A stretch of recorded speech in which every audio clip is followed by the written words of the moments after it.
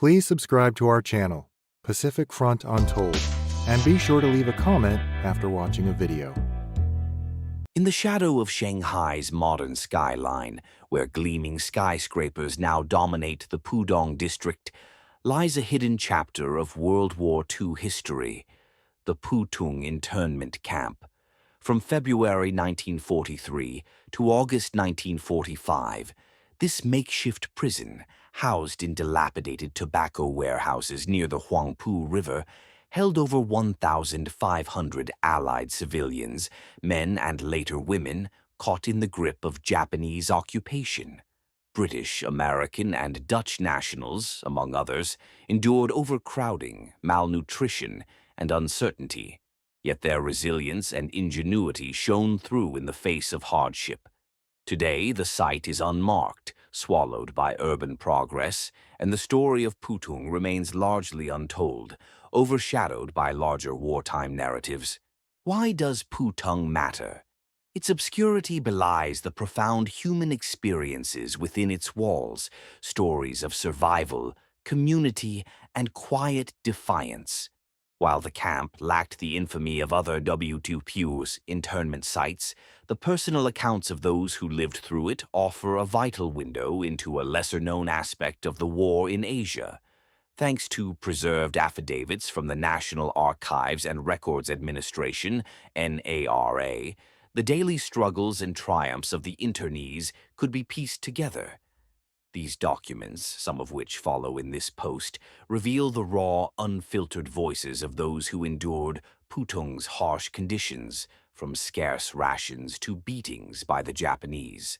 Among those who endured the grim realities of Pootung was John Van Almer, an American citizen and Shanghai resident whose affidavit, preserved in the Nara Archives Record Group 153, offers a stark glimpse into the camp's brutal conditions and the personal toll of internment. His account not only details his own suffering, but also bears witness to the violence inflicted on fellow prisoners, painting a vivid picture of life under Japanese control. As we transition from the broader history of Pootung to the individual stories that define it, Van Almer's words serve as a powerful reminder of the human cost of war and the resilience of those who survived. The following affidavit, recorded after his liberation in 1945, captures John Van Almer's experiences as a 63-year-old American veteran in Pootung. From physical assaults to the daily struggle for survival amidst rotten food and inadequate clothing, his testimony underscores the camp's harsh realities and the arbitrary cruelty faced by internees. His account also highlights the shared suffering of others, such as Mr. McGill and Ted Lewis, whose stories amplify the urgency of remembering Pootung's forgotten voices. Perpetuation of testimony of John Van Almer. My name is John Van Almer. My permanent home address is 684 Folsom Street, San Francisco, California. I am now 63 years old. I was a resident of Shanghai, China, but an American citizen on a veteran's pension. I arrived in Shanghai, China on the 16th of August, 1936. I returned to the United States on the 22nd of October, 1945. I was taken prisoner on the 15th of February, 1943, although I was under protective custody from 3 August 1937 until 15 February 1943. On the 15th of February 1943, I was taken to the prison camp at Pootung, China, where I remained until the date of my release. I was liberated by the United States forces on 25 September 1945. On 11 July 1942, while crossing Kiangsu Road at Henning Road, the Japanese guard came up behind me and kicked me in my back, causing me great suffering. While in the camp at Pootung, I had no clothes to protect me from the cold, and my shoes were so bad that I constantly suffered from the wet and cold. The food we were given at the Pootung camp was rotten and sour, often containing worms, and was so bad that only near starvation kept us eating it. I witnessed the beating of a Mr. McGill, a fellow prisoner and American citizen in Section Number 2, Pootung Prison Camp. While standing in line for count-off, Mr. McGill was brutally kicked in the groin, for no apparent reason, by one of the armed sentries. I witnessed the beating of a Negro, Ted Lewis, who was over 75 years old. This old man was mercilessly beaten by 2 or 3 Japanese guards for no apparent reason. His screams could be heard throughout the building. This occurred between Section 3 and Section 4. In relation to the beating I received on the 11th of July, 1942, it might be added that the sentry who struck me was assigned to the north side of the corner of Kaohsiung Road at Henning Road, on the same side of the road as the telephone building. This assault occurred at 12 p.m. I do not know the name of the camp commander or the names of the guards who administered the beatings mentioned above. This information can be obtained from the section captain, Mr. Frank Duthie, employed by the Chase Bank, Shanghai, China. John Van Almer's affidavit lays bare the physical and emotional toll of Pootung, but his is not the only voice that echoes from this forgotten camp. Another internee, Albert Edward Alsop, a naturalized American and ship's steward aboard the President Harrison, provides a complementary perspective through his own affidavit. His testimony, recorded by the Judge Advocate General's Department in 1946, delves deeper into the camp's deplorable conditions, from the insect-ridden rice to the freezing winters without heat. Alsop's account also sheds light on the experiences of the President Harrison crew, a significant group within Pootung, and the brutal oversight of the camp's commandant. As Pootung's hidden history continues to be uncovered, Alsop's detailed narrative enriches an understanding of the internees' resilience and the systemic neglect they endured. Judge Advocate General's Department, War Department. In the matter of the internment of American citizens under improper conditions at the Pootung Civil Assembly Center, Pootung, China, from 15 February 1943 to 22 September 1945. Perpetuation of the testimony of Albert Edward Alsop, a civilian, taken at the Merchant Marine Rest Center, Gladstone, New Jersey. Date: 18th January 1946. In the presence of George Wynne, Agent, 1251st SCU FPI Sectors, Intel Bar, Sec and Intel, Division, Headquarters, 2nd SC, 12706th Avenue, New York, 20, NY. Reporter, George Wynne, Agent.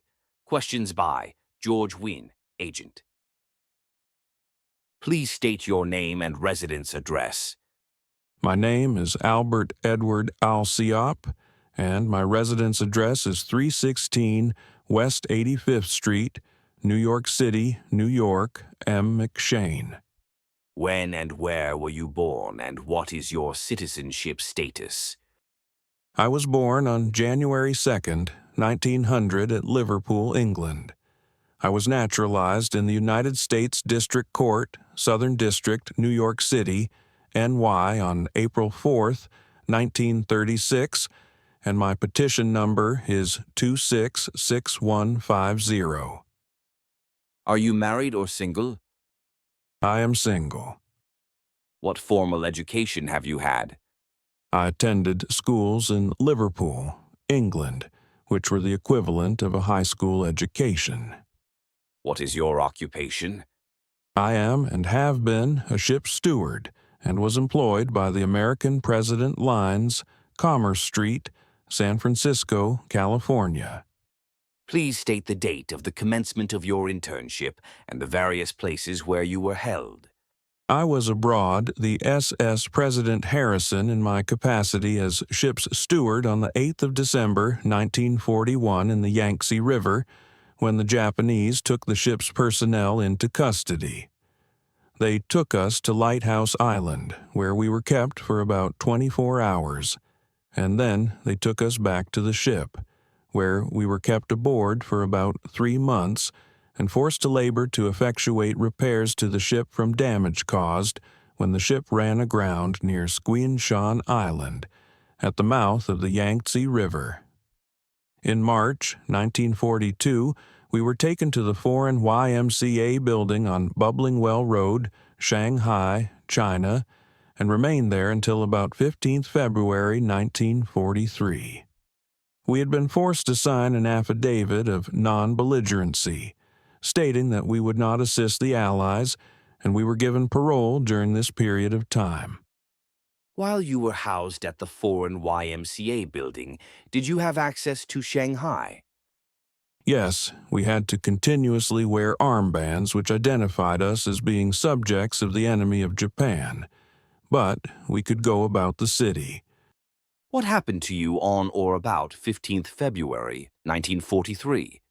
On this date, we were taken to Pootung, which is a city across the river from Shanghai, and we were interned there in the abandoned warehouse of the American-British Tobacco Company. How many civilians were taken to the tobacco company's warehouse?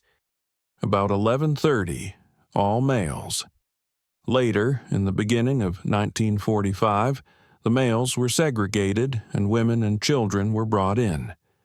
This warehouse was known by the title of the Pootung Civilian Assembly Center. When were you liberated? On 22nd September 1945 by a United States Army outfit, the name of which is unknown to me, but whose headquarters were located in the Park Hotel and in the foreign YMCA building, both of which were on Bubbling Well Road, Shanghai. Please describe the building in which you were housed and which was known as the Pootung Civilian Assembly Center. It was a large brick building about 110 feet wide by about 350 feet long, consisting of 3 floors, and the roof was of corrugated sheet metal. The interior was constructed of wood and the building was very old and in very bad condition. In what part of the building did you live? On the 3rd floor, which was immediately under the sheet metal roof.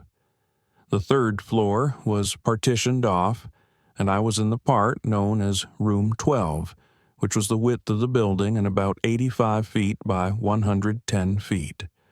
How many men occupied Room 12? About 130 of us. Did the Japanese furnish you with any bedding or furniture? No, they at no time gave us anything except our meager food rations. Before we were taken to Pootung from the foreign YMCA building in Shanghai, we were told we were going to be segregated in Pootung, and we were advised to buy bedding and such clothes as we could get. Did you secure a bed? I got a cot and was about to buy 2 thin cotton blankets. Was there any heat in the building? The building was equipped with heating devices because the top floor of the warehouse had formerly been used by the Chinese who were employed there. However, the coal supply was exhausted late in the winter of 1943, and the Japanese commandant, whose name was Tsuchiue, had the stoves taken out by Chinese laborers, and thereafter we never had any heat. The winters at Pootung are very severe, and the climate in the winter is similar to that of New York City. Please describe the type of food which was given to you by the Japanese. We had rice every day. It was of the poorest quality, and I was advised and believe it was the kind used as animal fodder before the war. It was often contaminated with grubs, and this was so bad that we selected details of men to physically separate the grains of rice from the grubs and insects by hand before it was cooked. The Japanese also supplied us with a green, which they called kale, but which in effect seemed to be nothing but grass. We sometimes got a vegetable similar to squash, and once in a long while we got potatoes. About 4 or give times a month we received our only meat, which was always pork and which was rancid. Did you have any coffee, tea, or milk? We never had coffee or milk, and tea was the only liquid besides water which we received. How much did you weigh when you were taken to Pootung, and how much did you weigh when you were liberated? I weighed about 147 pounds when I was interned in Pootung, and when we were liberated, I weighed 116 pounds. How many of the crew members of the SS President Harrison were interned in Pootung with you? 96. How many of them died during the internment? 9. Who was responsible for the conditions which existed at Pootung? The commandant, who was a Japanese by the name of Tsuchiwei. Please describe him as carefully as you can. He was about 43 years of age, about 5 feet 4 inches in height, weighed about 120 pounds. He continually wore glasses and was very refined in his manners and dress. He always wore American-type business suits of the best quality and spoke perfect English. It was rumored that he had been educated in the University of Wisconsin in the United States and had been in the Japanese consul's office in New York City from about 1928 to 1932. Is there anyone else who you can say was responsible for inhuman treatment at Pootung? When we first went there was a Japanese sergeant whose name was Endo, who was most brutal. He left the camp in about November 1944. He was a large, heavy-set man, large in comparison with the average Japanese, and had the appearance of having been an ex-prize fighter. He had a broken nose, was about 36 years old, about 5 feet 6 inches tall, weighed about 160 pounds, and had black hair. Can you state the names of any other persons who are familiar with the foregoing circumstances? Joseph Swearens, who was merchant marine steward on the SS President Harrison and who lives in New York City. Leonard Page, colored, who was a cook on the SS President Harrison. I don't know where he lived. There was also Charles Brown, who was the American representative of the internees. He had been a lawyer in Shanghai before the war. Is there anything else you wish to state regarding the foregoing circumstances? No, that is all. The voices of John Van Almer and Edward Alsop paint a vivid picture of Pootung's brutal conditions, from physical violence to starvation rations. Yet, the story of this forgotten camp deepens with the testimony of James E. Aurell, a 34-year-old employee of the National City Bank, whose affidavit, recorded by the Judge Advocate General's Department in 1946, offers a meticulous account of the camp's systemic inadequacies.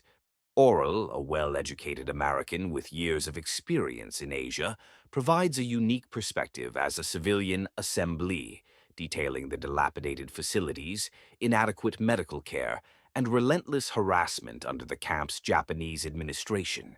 His testimony, captured in Palm Beach, Florida, underscores the collective struggle of internees to improve their conditions, whether by leveling rubble for a recreation space or pooling scarce medical supplies. Part 3, Aurell's account, presented below, amplifies the chorus of voices demanding recognition for Pootung's overlooked history. Taken on January 25, 1946, at the Breakers Hotel in Palm Beach, Florida, James E. Aurell's affidavit, documented by the Judge Advocate General's Department for the War Crimes Office, exposes the dire conditions at Pootung Assembly Camp. A Kansas-born banker who spent years in Japan and China before his internment, Aurell describes the condemned tobacco warehouses, inadequate sanitation, and meager food supplies that led to widespread illness and weight loss. His testimony also highlights the internees' resilience, such as their voluntary efforts to clear a demolished village for exercise space, and the bureaucratic delays that exacerbated their suffering. Naming key figures like the unpopular Commandant Tsuchiya and the brutal Sergeant Endo, Aurell's account, presented in full below, adds critical detail to the systemic neglect and harassment faced by Pootung's internees, reinforcing the urgency of preserving these stories. For the War Crimes Office, Judge Advocate General's Department, War Department, United States of America, in the matter of inadequacies of food, clothing, and shelter at Pootung Assembly Camp, Shanghai, China. and general harassings of assemblies at the same camp from January 1943 to September 1945. Perpetuation of testimony of Mr. James E. Aurell, taken at Breakers Hotel, Palm Beach, Florida. Date, 25th January 1946. In the presence of Meyer Sugarman, Special Agent, Security Intelligence Corps, 4th Service Command. Reporter, Elizabeth B. Roth, Clerk Steno, District No. 5, 4th Service Command, Miami, Florida. Questions by Meyer Sugarman, Special Agent, Security Intelligence Corps, 4th Service Command. State your name and permanent home address. James Everett Aurell. I am an employee of the National City Bank presently in the United States on a vacation. I plan to return to the Orient, and my address can be obtained through the personnel office of the National City Bank, New York City. State your age and normal civilian background before you were in Japanese custody. I am 34 years of age, and I was born at McPherson, Kansas. I attended grade in high school in Japan and was graduated from Carleton College, Minnesota. I arrived in Japan in October 1936 and remained there until April 1938 when I went to Darien, where I worked for 1.5 years. Then I went to Shanghai, China, where I remained from October 1939 until my liberation from the Japanese assembly camp, except for 6 months of employment in Canton. I was not taken into Japanese custody until 31st January 1943.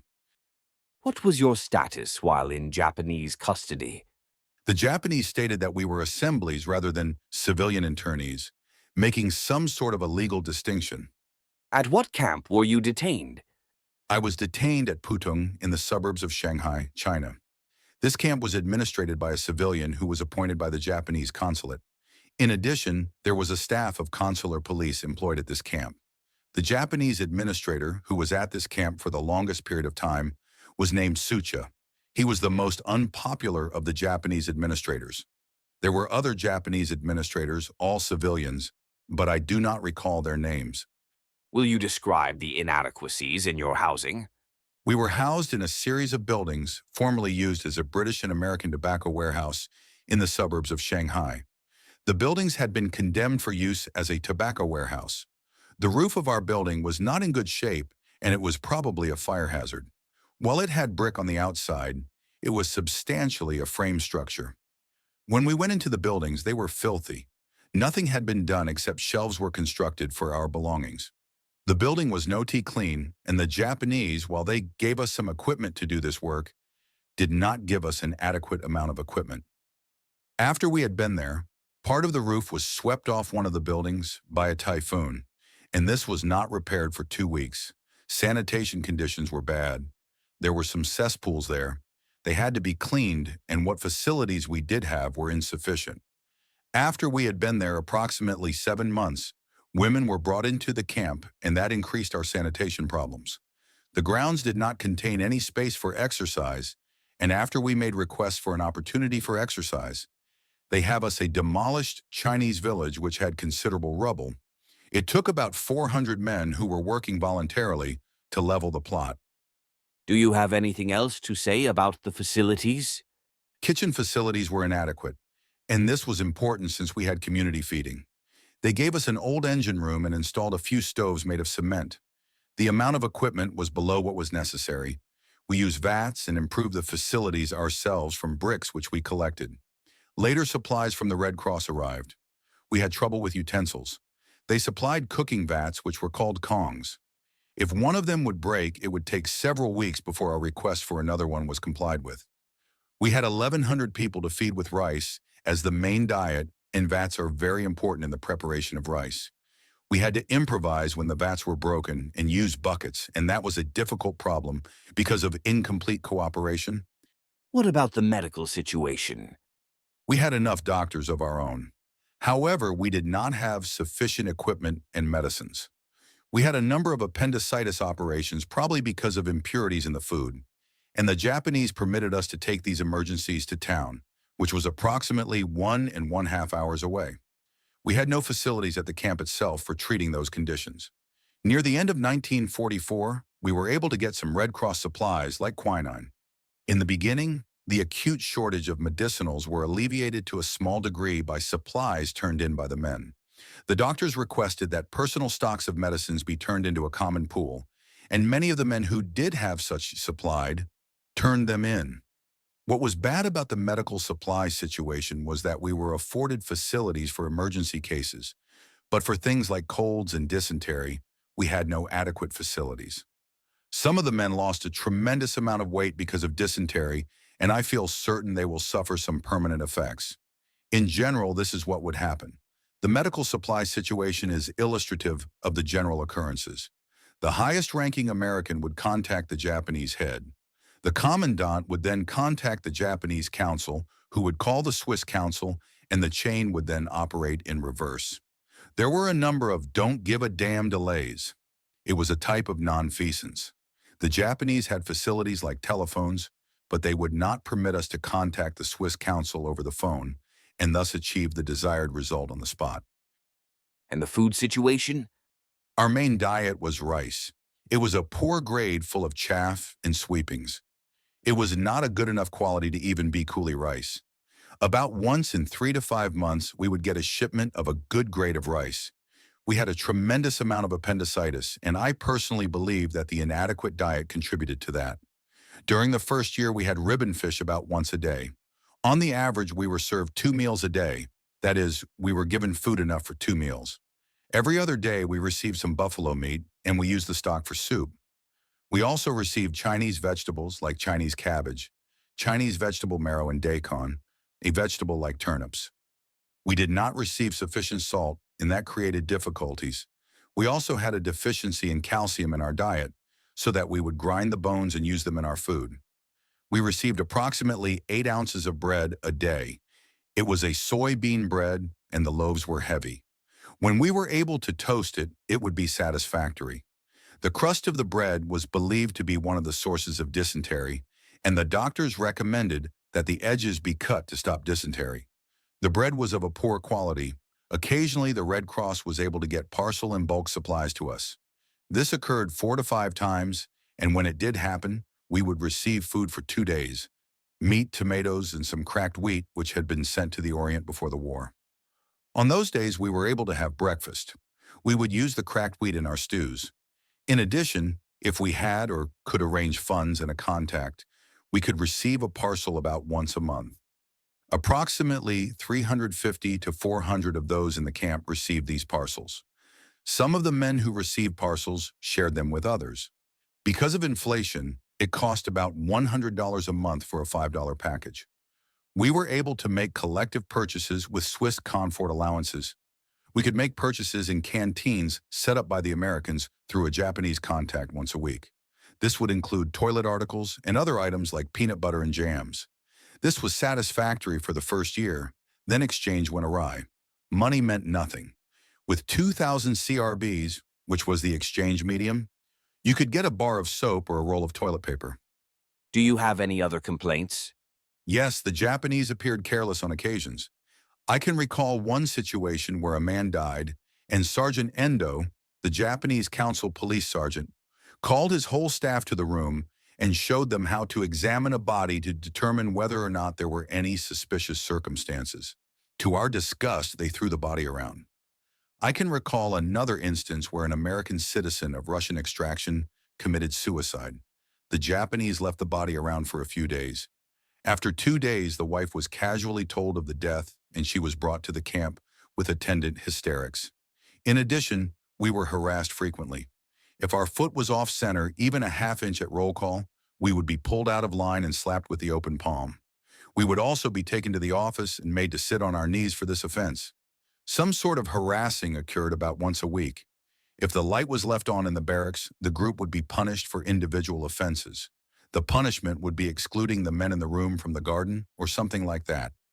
Section captains were made individually responsible for an offense of anyone in the unit. What American personnel would have more detailed information about the conditions at the camp? Mr. William Ryan, who was with the Chase National Bank, represented the Americans in He Camp. Frank Harris, a vice president of RCA Communications New York, was a liaison man and handled various situations.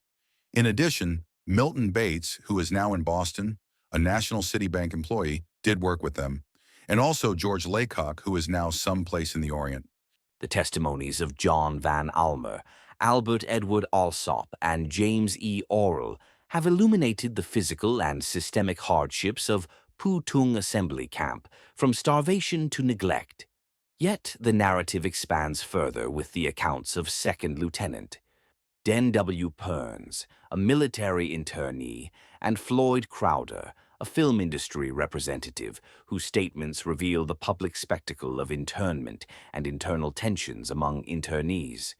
Purns' affidavit, sworn in 1943, recounts the humiliating march through Shanghai's streets and the camp's initial conditions, while referencing a detailed medical report by Dr. George Thorngate. Crowder's interrogation statement exposes the Japanese scrutiny of anti-Japanese propaganda and critiques the preferential treatment of camp representatives, shedding light on the complex dynamics within Pootung. The following affidavit by Second Lieutenant Den W. Purns, recorded in 1943, and the interrogation statement of Floyd Crowder provide a dual perspective on Pootung's early days and the broader context of Japanese control in Shanghai. Purns, who arrived at Pootung after a brief liberation from Santo Tomas, describes the public humiliation of 1,100 internees marched through Shanghai under the gaze of 15,000 onlookers, as well as the camp's decrepit facilities and strict segregation. His reference to Dr. Thorngate's report underscores the dire food and sanitary conditions, while his mention of bridge house interrogations hints at the broader terror faced by some internees. Crowder's statement, detailing his questioning over the anti-Japanese film China Fights Back, reveals the Japanese authorities' paranoia and their manipulation of camp leadership, as seen in the preferential treatment of representatives like William Ryan and Milton Bates. Together, these accounts, presented below, offer a poignant glimpse into the external spectacle and internal frictions that shaped life at Pootung, amplifying the call to preserve this forgotten history. Second Lieutenant Den W. Purns, MAC 02002412, being first duly sworn, deposes and says, "I was in a group of 112 who left Santo Tomas 12 September 1942 and arrived at Shanghai 22 September 1942. We were all liberated immediately upon arrival. A truck was provided to take us to the old American school at No. Dix Avenue, Pétain. I spent much time at the American school until re-internment in February 1943. One building on the campus was used by the Japanese gendarmerie, and I frequently heard screams of both men and women who were apparently being tortured. I believe that no Americans were victims. On 15th February 1943, we were told by the Japanese to assemble at a designated point in Shanghai. The event of our internment had been highly publicized in Shanghai, and about 15,000 Chinese were present to witness the spectacle. 460 American and 640 British internees were ordered to wear large red armbands to designate their nationality, and we were marched through the streets of Shanghai carrying our beds, baggage, and food. We were taken to the British-American Tobacco Company warehouse in Pootung Peninsula. This area was designated by the Japanese as the Pootung Civilian Assembly Center. The camp embraced approximately 3 buildings of brick construction, all very decrepit, but kept reasonably warm. At the start, we were provided only 2 toilets for each 300 or 400 internees. This condition was later alleviated. The Japanese provided neither beds or bedding. The number of internees averaged about 1,100. The Americans and British were segregated and maintained separate quarters in the concentration camp, although we were permitted to mingle during the day. There were no women in this camp. Internees were ordered to designate the men they wished to represent them with the Japanese for the actions of their respective nationals. Roll calls were held twice a day, and it was the threat of the Japanese that the Americans and British men in charge of the various rooms and buildings would be subject to death in the event of an escape from their representative areas. Food and sanitary conditions in the camp are thoroughly covered in the attached 3-page statement written by Dr. George Thorngate of Alfred, New York, a well-established practitioner in pre-war Shanghai who is now in the United States since his repatriation in December 1943. There were several tortures in the compound, but none involved American or British nationals. For interrogation purposes, it seemed to be the policy to remove internees of Pootung and take them to Bridge House. Mr. Tsuchiya of the Japanese Diplomatic Police Agency was the commandant at Pootung. We left Pootung in September 1943 for India on the Taya Mori. We returned to the United States aboard the Gripsholm. Interrogation of Mr. Floyd Crowder Assembly Center. Mr. Crowder stated that he was questioned by Lieutenant Inoue of the Japanese Inval Intelligence at Japanese Naval Intelligence Headquarters in the Cathay Hotel sometime in January 1942. The questioning was in connection with the concealing of a cinema film entitled China Fights Back. This film was released by the RKO Film Company, of which Mr. Crowder is the representative in Shanghai. It was largely anti-Japanese propaganda. The film was discovered by the Japanese when they investigated the records of the 915 Club, an organization which showed banned pictures previous to the outbreak of hostilities. Mr. Crowder was questioned as to his reasons for bringing the film to Shanghai, if the film was distributed in other countries, if the film was brought to Shanghai for propaganda purposes, who made the film, and if the makers of the film were connected with the U.S. government. The film was returned to Mr. Crowder after he had been questioned for 3 days and was once again concealed by him. The film has subsequently been recovered and shown. Mr. Crowder also stated that the American and British representatives of Pootung Civil Assembly Center received preferential treatment from the Japanese and were consequently not very strenuous in their attempts to improve camp conditions for fear of jeopardizing their own position. The first American representative, Mr. William Ryan, was allowed by the Japanese to visit Shanghai several times. In addition, he did not draw his food from the general mess, but received special and better food from the camp kitchen. Mr. Milton Bays, the second American representative, was allowed to visit Shanghai frequently, i.e., about once a month. On their visits to Shanghai, both Mr. Ryan and Mr. Bays were allowed to purchase such things as they had money to buy. Both Mr. Ryan and Mr. Bays were appointed representative by the Japanese commandant, who refused to allow the Pootung internees to elect who they might choose. At one time, the food being very poor in quality as well as small in quantity, Mr. Crowder approached Mr. Bays with the suggestion that he resign as representative in order that he might be replaced by someone who would press the matter of rations more strongly with the Japanese. Mr. Bates suggested that Mr. Crowder accompany him to the Japanese commandant, and they would both discuss the matter of rations with him. During the interview with the Japanese commandant, Mr. Gadsby, the British representative, who was also present, repeatedly sided with the Japanese in regards to the food question, constantly averring that the food was sufficient and that Mr. Crowder's attitude was unreasonable. See attached letter of Mr. Crowder. As a result, no improvement in rationing took place. The narratives of John Van Almer, Albert Edward Alsop, James E. Aurell, Den W. Purns, and Floyd Crowder have revealed the multifaceted struggles of Pootung Assembly Camp, from physical violence and starvation to public humiliation and internal divisions. Now, the testimony of John Robert de Lara, a highly educated American businessman, adds another layer to this complex history.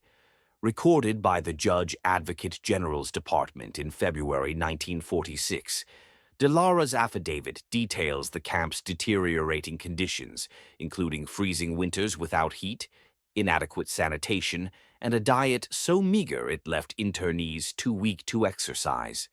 His account also exposes the camp's perilous proximity to Japanese military targets, highlighting the constant threat of air raids.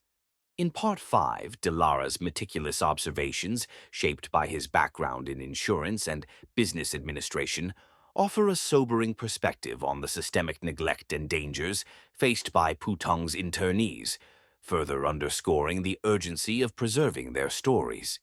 Taken on February 15, 1946, in New York City, John Robert de Lara's affidavit, documented by the Judge Advocate General's Department for the War Crimes Office, provides a detailed account of the inhumane conditions at Pootung Internment Camp.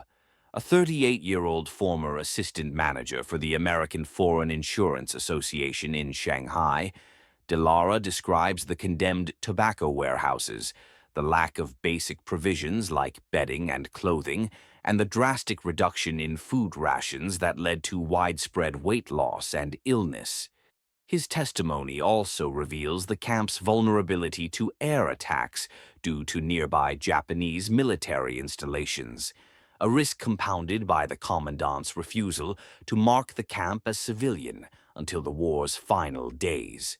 Presented in full below, de Lara's account, informed by his education at USC and Harvard, reinforces the systemic failures under Commandant Tsucha and amplifies the call to honor the resilience of Poutung's internees. War Crimes Office, Judge Advocate General's Department, War Department, United States of America. In the matter of the imprisonment, under improper conditions, of civilian internees by the Japanese at the Pootung Internment Camp, Shanghai, China, between February 15, 1943 and August 1945, taken at 1270 Avenue of the Americas, Room 803A, New York 20. Date, 15th February 1946, in the presence of Arthur F. Vedder, Special Agent, 1251 SCU, FPI Sec, Intel, BR Sec, and Intel, Division, Headquarters, 2nd SC, 1270 Avenue of the Americas, New York 20. Reporter, Arthur F. Vedder, Special Agent. Questions by Arthur F. Vedder, Special Agent. Please state your name, occupation, and permanent home address. John Robert de Lara. Prior to my internment by the Japanese, I was assistant manager in Shanghai, China, for the American Foreign Insurance Association. I am now with the Standard Oil Company and expect to be assigned to the Netherlands West Indies. My permanent home address is 2346 North El Molino Avenue, Altadena, California. When and where were you born, and what is your marital status? I was born in Mexico City, 8 January 1907. I am a United States citizen, and I am unmarried. What formal schooling have you had? I received a Bachelor of Science in Business Administration at the University of Southern California in 1933, and a Master of Arts at the University of Southern California in 1936, and a Master of Business Administration at Harvard University in 1936. Did you recently return to the United States from overseas? I arrived at San Francisco, California, in the first part of November 1945 approximately, on the USS Lavaca. Were you a civilian internee of the Japanese? Yes. I was taken in custody by the Japanese on 15 February 1943 and was incarcerated in what the Japanese called Pootung Civil Assembly Center at Pootung, China, across the river from Shanghai. I was held there until liberated at the end of the war in August 1945. What did you do prior to February 15th, 1943, and since the beginning of the war between Japan and America?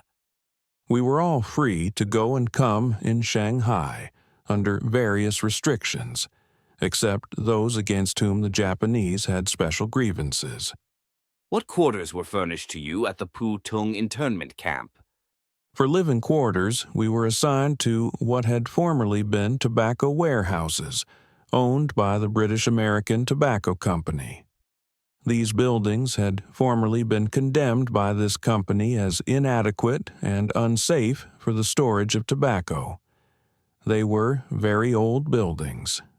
Were the buildings outfitted by the Japanese for living quarters? No, they were empty buildings when we moved in, and anything that we had there in the line of bedding and furniture was all brought in by us. We often had to bring the chairs in. What were the sanitary facilities at this camp? We were not too badly off in that regard. For 2 rooms, in which were assigned about 200 people, we had 3 toilets. This made a difficult situation as a great many people were ill from food poisoning and were afflicted with various forms of digestive disturbances. What bathing facilities were furnished? We had 7 showers for approximately 1,100 internees, and many times 2 or 3 of them would be out of condition. Were the heating facilities adequate? For the winters of 1944 and 1945, we had no heat whatsoever. The temperature went as low as 20 degrees Fahrenheit in our camp. During our incarceration, Shanghai had one of the hardest winters in 50 or 60 years. A reservoir within the compound froze solid. During the first weeks of our imprisonment, in the winter of 1943, we did have a stove. Were complaints made to the Japanese authorities regarding this situation? Yes. Our camp representatives made efforts to obtain heating facilities, but the Japanese commandant informed them that they were not available. Did the Japanese guards have heating facilities? Yes, they had coal stoves in their guardhouses. Were the internees furnished with adequate clothing? The Japanese provided no clothing. All we had was what we brought to the camp with us and what the American Red Cross sent in on 2 shipments. Many people could not afford clothing because of the exorbitant prices, and did not have it when they went into the camp. There was a particular need for proper shoes and warm socks. Will you describe the food rations furnished to the internees? At first, they furnished enough food to maintain the health of the internees, but they kept reducing the rations until at last we were getting 1/4 of what we were receiving at the beginning of our internment. They would run out of rice, which was the mainstay of our diet, and all they would furnish us from time to time would be flour, from which we made biscuits. Do you know whether the Japanese were able to obtain sufficient food for the internees? The Japanese army provided the food, and they had it for themselves. They were able to commandeer it. Will you describe what the ration was during the last year of your internment? About a year before the war ended, the ration was reduced below the standard necessary to maintain health. We received no breakfast. The other meals were inadequate, and we were always hungry. I was fortunate in that I had a friend on the outside who sent me 10-pound food packages once a month, but that would last me only 4 or 5 days. Did you lose any weight as a result of this diet? I lost about 10 or 15 pounds from a normal weight of about 158 pounds. I did not lose as much weight as many of the internees, as I have always been thin. I am 6 feet tall. However, losing those 10 or 15 pounds put me in such condition that I was too weak to exercise. Some of the internees lost as much as 60 pounds. Will you describe a typical meal at the camp? In the last year for lunch, we would receive about a coffee cup full of rice. This rice was not the clean white rice that we are accustomed to in this country, but apparently consisted of the sweeping, and the rice contained much foreign material, such as dirt and grit, which it was impossible to separate from the edible portions. They would also give us bread which our doctors in the camp analyzed and found to be made from a soybean residue, which contained practically no food value. It would crumble as we tried to cut it, and other times it would be sticky and of such glue-like consistency that we would be unable to eat it. Along with this, they would give us a watery stew, which could easily be contained on an ordinary dinner plate. An internee would be fortunate if there was a piece of water buffalo meat in that stew as big as the end of a man's thumb. In the evening, for dinner, we would receive exactly the same menu. It never varied, unless they ran out of one of the ingredients I have mentioned. For almost a year, they gave us no beverage at all. They doled out a month's supply of sugar each month, which amounted to about 2 1/2 tablespoons full. Did you have any way to supplement your diet, other than personal contributions from your friends?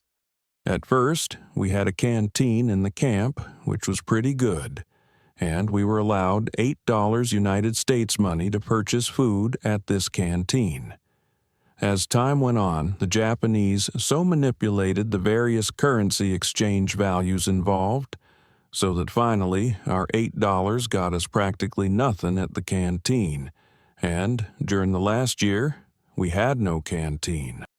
Were the medical treatment and facilities furnished the internees adequate? We were fortunate in that we had 4 or 5 doctors of our own, but it was difficult for them to get medicines and equipment. All they had was what the American Red Cross had sent in. The Japanese furnished no medicine or supplies. After the first 6 months, the only dentists we had in the camp were repatriated. After that occurred the Japanese dentist came to the camp once a week, but there were so many waiting for appointments that one would have to wait 9 months to see this dentist. Finally, this dentist stopped coming, and the only one we had to take care of the teeth was an oil engineer, who gained his knowledge solely from observing the Japanese dentist's work. There was a hospital across the river from the camp, but I have been informed that it was operated under unsatisfactory conditions. I understand they had no nurses at the hospital, and the patients were obliged to care for one another. Who were your camp representatives? At first, our American representative was Bill Ryan of the Chase National Bank. He was repatriated in 1943, and we were then represented by a Mr. Milton Bates, who was employed by the National City Bank. He was our representative until near the end of the imprisonment. The last representative was George Leacock, who had been acting treasurer of St. John's University in Shanghai. Who was the Japanese commandant of the camp? His name was Tsuchiya. He was a representative of the Japanese consulate and had been assigned to the branch of that office in Shanghai. He was in charge of that camp for about 3/4 of the time. I don't think he was responsible for conditions in the camp. I don't recall the name of the Japanese commandant who succeeded him. Is there any other items of mistreatment of the internees that you care to comment on? Yes. We were exposed to possible air attack due to the fact that there were legitimate military objectives adjacent to the camp. They had troops quartered in a building next to us, which I observed. About 50 feet down the road, there was an entrance to a building, through which I observed Japanese carrying ammunition for storage. There were several anti-aircraft guns close to the camp, and they could be seen from the camp. They also constructed concrete pillboxes and machine gun emplacement designed to impede a possible invasion. One of those machine gun emplacement was not over 10 feet from one of the internment camp buildings. On the other side of the compound, they had cavalrymen and their horses stationed. The Japanese would not permit us to mark internment camp buildings, so that we would not be subject to raids until a week before the end of the war, when they permitted us to mark them with white crosses. They stated that such marks on the buildings would serve as a guide to the American airmen. Is there anything else pertinent to this inquiry which you care to state? No. The affidavits of John Van Almer, Albert Edward Alsop, James E. Aurell, Den W. Purns, and Floyd Crowder, and John Robert de Lara have painted a vivid portrait of Pootung Assembly Camp's hardships, from violence and starvation to public humiliation and military risks. Now, the testimony of Henry Francis Parks, a seasoned American businessman and owner of the Cathay American Company, brings a chilling new dimension to this history. Recorded in San Francisco in 1946, Parks' affidavit, sworn for the Judge Advocate General's Department, details the camp's vermin-infested, condemned warehouse, the meager rations that led to severe weight loss, and the relentless exposure to Allied bombing due to the camp's unmarked status amidst Japanese military installations. His account also humanizes the internees' struggle through anecdotes like the suspected Greyhound carcass and the kindness of a shell-shocked Japanese guard nicknamed Guadalcanal. As we transition to Part 6, Parks's narrative, shaped by his long residence in Shanghai, underscores the dire living conditions and life-threatening dangers faced by Pootung's internees, reinforcing the imperative to preserve their stories. Sworn in San Francisco, California in 1946, Henry Francis Parks' affidavit, documented for the War Crimes Office of the Judge Advocate General's Department, offers a harrowing account of life at Pootung Civilian Assembly Center. A U.S. citizen who ran a successful wholesale retail and insurance business in Shanghai since 1933, Parks describes the overcrowded, rat-infested tobacco warehouse, the inadequate medical care that led to preventable deaths, and the starvation diet that reduced his weight from 176 to 122 pounds. His testimony vividly recounts the camp's perilous location near Japanese naval headquarters and ammunition stores, exposing internees to constant bombing risks until white crosses were finally painted on the roofs in July 1945. Naming Commandant Cao Chia, likely Tsuchia, and the brutal Sergeant Ando, or Endo, Parks' account, presented in full below, also highlights moments of humanity, such as the aid from a compassionate guard. This testimony deepens our understanding of Pootung's inhumane conditions and strategic vulnerability. 9 SCWC 2749, State of California City and County of San Francisco. Henry Francis Parks, being duly sworn, deposes and says, I am a citizen of the United States, and since June of 1933 have been sole owner of Cathay American Company, operating a wholesale retail and insurance business and connected enterprises in Shanghai, China. After the outbreak of hostilities, the Japanese military seized control of Shanghai, and ON 15, February 1943, I was interned in the Pootung Civilian Assembly Center at Pootung, across the river from the international settlement in Shanghai for the duration of the war, being released on or about 17 August 1945. The place of my internment was in a go-down or warehouse, formerly the property of the British American Tobacco Company. This warehouse was situated in the center of a commercial and manufacturing area. It had been abandoned after condemnation by the Chinese civil authorities as being unfit for use.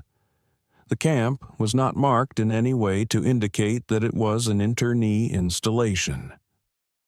The first Allied bombing of the area occurred in the month of June 1944, and thereafter consistently increased until it was intense in February and March 1945.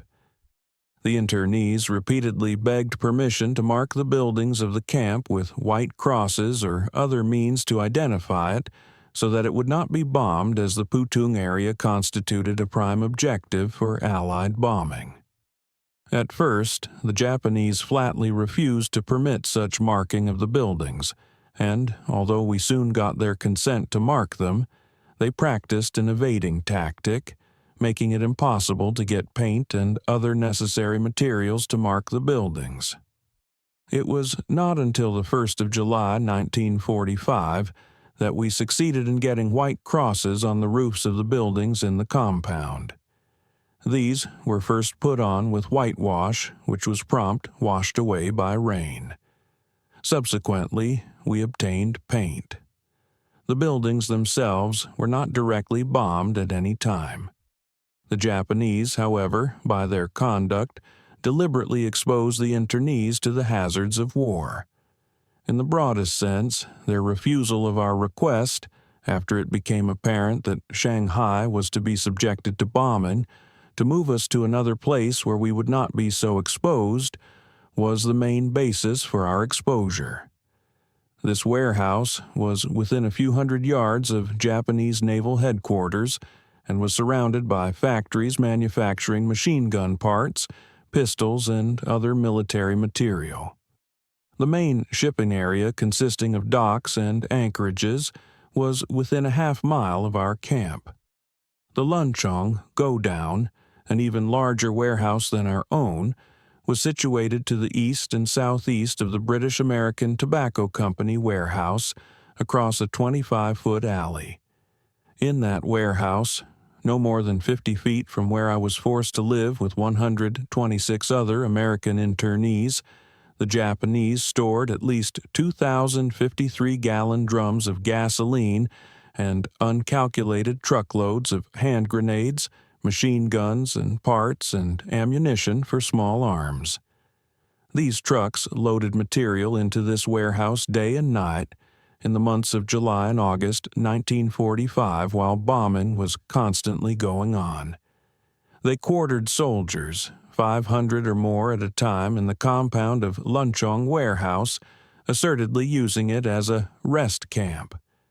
Within 2 blocks of the internment camp, 6 anti-aircraft guns were installed. One was within 15 feet of the room which I occupied. T-rests were in various positions surrounding the camp and within 100 yards. These gun positions were in plain sight of aerial attackers, and attempts were made to bomb them out. In fact, one was bombed out during an air raid. At the north end of the building and about 30 feet away from our mess hall, the Japanese military dug a long trench, blocking off the highway, and set up explosive mines in it and replaced the surface. These mines were removed by the Japanese after the surrender. Within a half-mile of the compound, moats and tank traps were set up. All of these efforts were done in an anticipated defense of Pootung area, which contained many installations vital to the Japanese. Strategically, it was obvious that any attack by the Allied on the Shanghai area would include an invasion which would necessarily bring the Allied troops into the Pootung area, in which event we would have been in the heat of the fighting, for our camp stood among objectives which would necessarily have been destroyed by the Allied forces. Only the surrender saved us from probable annihilation in the fighting. The man primarily responsible for the exposure of the civilian internees to these dangers and anticipated dangers was one, Sauchia, a Japanese consular official who was in direct charge and authority of the Pootung Civilian Assembly Center. His was the responsibility for the refusal to mark the buildings and the failure to remove the internees to a place of safety when it became apparent that bombings of Pootung industrial area were imminent. Unknown Japanese military and naval authorities were responsible for the defenses deliberately set up, in the storage of war material, and in the quartering of troops, making our camp the heart of a prime target area. The affidavits of John Van Almer, Albert Edward Alsop, James E. Aurell, Den W. Purns, and Floyd Crowder, John Robert de Lara, and Henry Francis Parks have woven a rich tapestry of Pootung Assembly Camp's trials, from violence and starvation to bombing risks and inhumane conditions. Now, the testimony of Ernest Sherwood Savage, an advisor to the camp's representatives, adds a poignant new voice to this history. Sworn aboard the USN hospital ship SS Sanctuary in 1945, Savage's affidavit details the camp's cramped quarters, the struggle to secure medical supplies, and the pervasive malnutrition and malaria that plagued internees. His account also recounts the tragic death of Mr. Bruce, an American internee whose heart failure, attributed to harsh treatment and a grueling return to camp, underscores the human cost of Japanese neglect. As we transition to Part 7, Savage's insider perspective, shaped by his leadership role, illuminates the internees' efforts to maintain dignity and health under dire circumstances, reinforcing the call to preserve Pootung's forgotten stories. Sworn aboard the USN hospital ship SS Sanctuary en route from Pearl Harbor to San Francisco in 1945, Ernest Sherwood Savage's affidavit offers a unique perspective on Pootung Internment Camp, where he served as an advisor to the camp's representatives from February 1943 to August 1945. A resident of Richmond, Virginia, Savage describes the overcrowded tobacco warehouses, the internees' reliance on self-funded medical supplies, and the camp's vulnerability to air raids, including a 1945 shrapnel attack that injured several internees. His testimony also details the heartbreaking case of Mr. Bruce, a former manager of the China Press, whose death from heart failure followed a punishing journey back to camp after interrogation. Presented in full below, Savage's account highlights the internees' resilience in managing their own clinic and sanitation, while exposing the systemic failures that led to widespread illness and preventable loss, urging us to honor the sacrifices of Pootung's internees. Abroad, the USN Hospital, ship SS Sanctuary, en route Pearl Harbor to San Francisco, California, Ernest Sherwood Savage, 800 Bow Street, Richmond, Virginia, being first duly sworn deposes and says, while an internee at the Pootung Internment Camp at Shanghai, China, from 15 February 1943 to 29 August 1943. 1945, I was advisor to the representative of the camp and witnessed the following conditions in the camp. We were quartered in buildings that were formerly storage warehouses and which contained 39 square feet of space per person.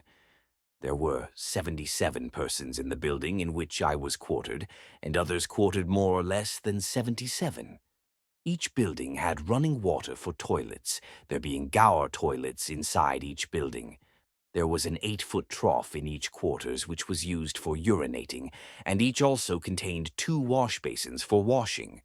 No soap or disinfectants were supplied to us by the Japanese, but we were able to obtain soap from outside the camp with our own funds.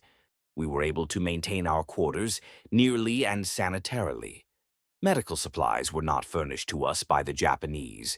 We raised our own camp fund for the purchase of medical supplies. The procedure to be followed was that of giving a requisition list to the Japanese officials who were to give them to the Swiss consul, who were supposed to obtain the medical supplies desired by us. More often than not, the Japanese dispensed with giving the list to the Swiss consult and purchased whatever medical supplies they wanted to, returning with the explanation that the remainder were unavailable. Those obtained by the Japanese for us were insufficient to care for the needs at the camp.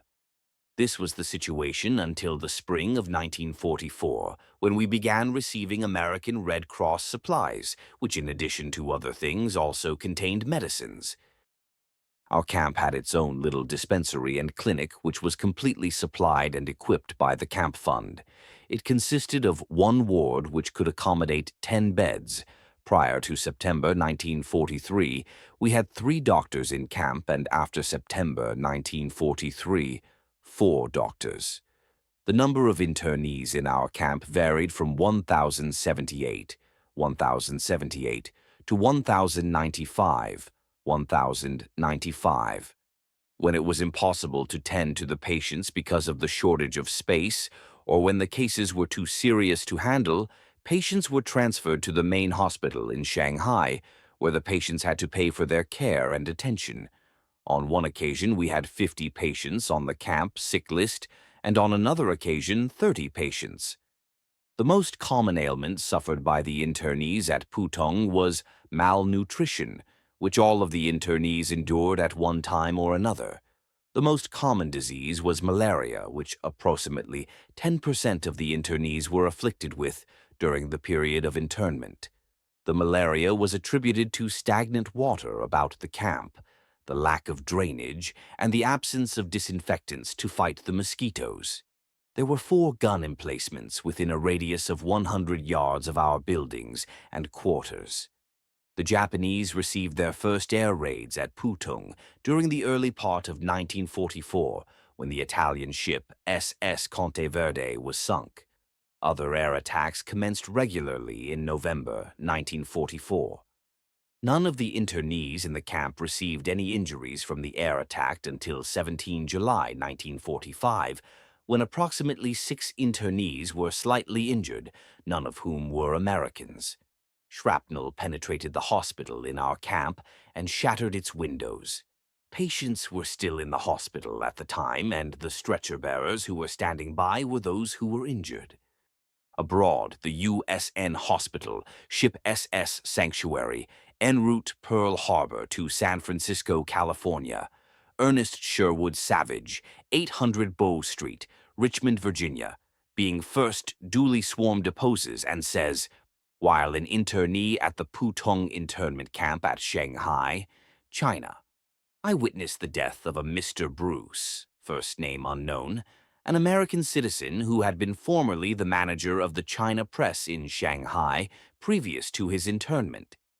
Mr. Bruce had been caught sending a message to his Oriental wife who resided in Shanghai. He was taken from the Pootung Internment Camp, questioned and believed to have been jailed. Sometime before the end of a week, he was transferred from the jail to the hospital in Shanghai. Approximately 1 week from the time he was removed to jail, he was discharged from the hospital and escorted by 2 guards to Pootung. The distance involved was about 1 mile, and no transportation was provided. Mr. Bruce had a suitcase with him, and no one was available to carry it for him. This occurred during a hot day in the late summer of 1943. A few minutes after his arrival in camp, Mr. Bruce slumped over and died. The diagnosis of an American doctor in camp by the name of Thorngate was that Mr. Bruce had died of heart failure. We in the camp never did receive an opportunity to learn of the treatment Mr. Bruce had received while in jail because his death occurred too shortly after his return to camp. I believe, and many others agree with me, that if Mr. Bruce had received transportation from the hospital to the camp, he would not have suffered death when he did. The affidavits of John Van Almer, Albert Edward Alsop, James E. Aurell, Den W. Purns and Floyd Crowder, John Robert de Lara, Henry Francis Parks, and Ernest Sherwood Savage have illuminated the brutal realities of Pootung Assembly Camp, from starvation and violence to medical neglect and bombing risks. Now, the report by George A. Watt, Chief Interpreter at Pootung, offers a rare insider's perspective on the camp's administration and the systemic cruelty that defined its operation. Written in Shanghai on October 8, 1945, Watt's detailed account exposes the chaotic early days under ineffective commandants, the sadistic reign of Sergeant Endo, and specific acts of violence against internees like George Norris, Bert Hales, and Max Bronstein. His unique position in the Japanese office allowed him to witness and relay critical information to camp representatives, shedding light on the power dynamics and abuses that shaped daily life. As we transition to Part 8, Watt's narrative, rich with first-hand observations, deepens our understanding of Pootung's oppressive hierarchy and the internees' resilience, urging us to preserve these vital testimonies.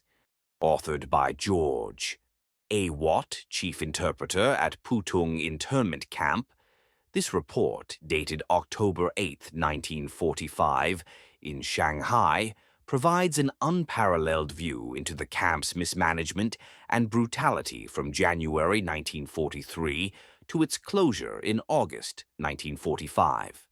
Watt, positioned at a desk in the Japanese office, chronicles the rapid turnover of commandants, from the ailing vice-consul Aoki to the negligent S. Uyeda and the blunt Kate Tsuchiya, while pinpointing Sergeant Endo as the primary orchestrator of physical abuse. His account details specific incidents, such as the slapping of Norris and Hankinson over a hot plate, the unprovoked assault on Bert Hales at a camp dance, and the vicious kicking of Max Braunstein during roll call. Watt also recounts the severe beating of 5 young British internees caught shopping outside the camp, an act ordered by Endo against the commandant's wishes. Presented in full below, Watt's report, informed by his role as a liaison to British Representative John Gadsby, exposes the camp's violent disciplinary culture and the internees' endurance, reinforcing the need to honor Poutung's forgotten history. Report on treatment of internees at Pootung Camp by George A. Watt, Chief Interpreter. Pootung was the first camp established in Shanghai for civilian internees. It was opened on January 30th, 1943, under extremely miserable conditions. The first commandant of the camp, Vice-Consul Aoki, who was suffering from tuberculosis, had to be hospitalized within 10 days of the opening of the camp, as his condition became such that he was unable to continue work due to the terrible condition of the camp. Vice-Consul Aoki was succeeded by his assistant, S. Uyeda, a boy of 20 years old.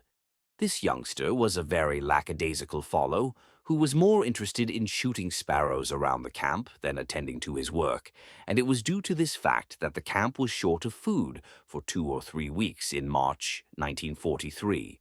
Towards the end of March 1943, this youngster was replaced by Kate Tsuchiya, who took over as commandant of the camp. During Uyeda's regime, due to some misunderstand with Mr. W. Mackenzie, the then British representative at the camp, the former took a violent dislike of Mr. Mackenzie and was instrumental in having the latter, together with Mr. Forsyth, an employee of the PWD in Hong Kong, who was brought to Shanghai by the Japanese Navy with the idea of getting him to cooperate with them, which he naturally turned down, sent to Bridge House and from there to Haiphong Road Political Prisoners Camp. Commandant Tsuchiya was a very blunt and impolite man, but actually he was not in any way cruel. He was afraid of and completely overridden by the Chief of Police, Consular Police. The first Chief of Consular Police at Pootung was Sub-Inspector Sekikawa, who, although very strict, was fairly just, and during his regime no special cases of slapping or kicking took place, although some Chinese were rather unnecessarily severely dealt with for assisting the internees to communicate with the outside.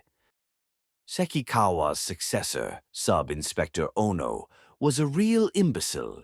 He was completely ruled by his sergeant, a fellow named Endo, who in fact actually ran the camp, countermanding the orders given by the commandant or by his direct superior, the chief of police. Endo was a proud and cruel sadist, but about him I will refer to later. On one occasion in the late spring of 1944, George Norris, British, who happened to be using a hot plate belonging to Hankinson, British, was called up to the Japanese office together with Hankinson and severely reprimanded for using the hot plate. I happened to be on duty at the time and did the interpreting for Messrs. Norris and Hankinson, as Ono did not understand a word of English, and as I thought the interview was over, Ono leisurely put on his coat, uniform, and gave both Norris and Hankinson several slaps, each which he did, according to him, to show his subordinates how they should deal with the internees. Sergeant Endo, the direct subordinate of Ono, was the fellow who actually ran the camp. He was extremely proud and always walked around with a swagger to show the internees how important he was. It was this fellow who compelled the internees to attend at roll call outside on the football grounds during the cold winter and hot summer months, keeping the internees outside for 15 minutes to half an hour, awaiting his pleasure. Old people as well as the young ones were compelled to attend, and in some cases people had to be carried away to their beds as they fainted due to the blazing sun and the long wait for Sergeant Endo. It was Endo who instructed his subordinate policemen to show no sympathy to the internees, and it was only during his regime that slapping and kicking incidents took place. Particularly cruel during Endo's reign was Constable Matsubara, who on several occasions slapped internees for no reason whatever. I recall in particular one case, that of Bert Hales. Hales was at a dance, which was held once every 3 weeks, when Matsubara walked in and said something to Hales in Japanese, which naturally Hales did not understand, and therefore pointed to one of the interpreters and mentioned his name so that Matsubara could explain to him what was wanted. But instead of talking to the interpreter, Matsubara just gave Hales a hard slap on the face and dodged behind another consular policeman who had just arrived on the scene. Another policeman who was insanely anti-foreign and took every advantage to slap or kick internees was Constable Takahashi. I would give just one instance of his cruelty. On one occasion at roll call in the garden, Max Bronstein, American, was slightly out of line. Without saying a word, Takahashi grabbed Bronstein by the neck and pulled him out of line and kicked him several times in the stomach right in front of the whole camp. One more policeman who was violently anti-foreign was Constable Abe, who took pleasure in slapping women. But unfortunately, I was not a witness to any of his dirty work, as most of it was done at roll call on rainy days, when roll call was held in the rooms. Practically all the slapping and kicking incidents took place while Sergeant Endo was running the camp, and I am positive that they were all done at the instigation of Endo. On one occasion when 5 lads, names Hugh Coulter, Harold England, George Courtney, David Ezekiel, and Hunting, all British, all boys between 17 and 19 years of age, were caught by the Japanese naval landing party, after they had jumped the fence to do some shopping, were severely beaten up with bamboo poles so that their faces were badly bruised and swollen. I have personal knowledge that this beating up was done at the instigation of Endo, as I personally heard him tell his subordinates to beat them in spite of the commandant's order not to do so. Having had a desk in the Japanese office, I was in a position to hear and see all that was going in that office, and was thus able to inform our representative, Mr. John Gadsby, CBE, of everything that I was able to glean in that office, and in that way I hope I have been able to be of some service, not only to Mr. Gadsby, but to the whole camp in general. Should further information or particulars be wanted of me in connection with the above, or if I could be of service in any way whatever, I shall be glad to do anything within my power. George Alcock, Watt, Shanghai, October 8th, 1945.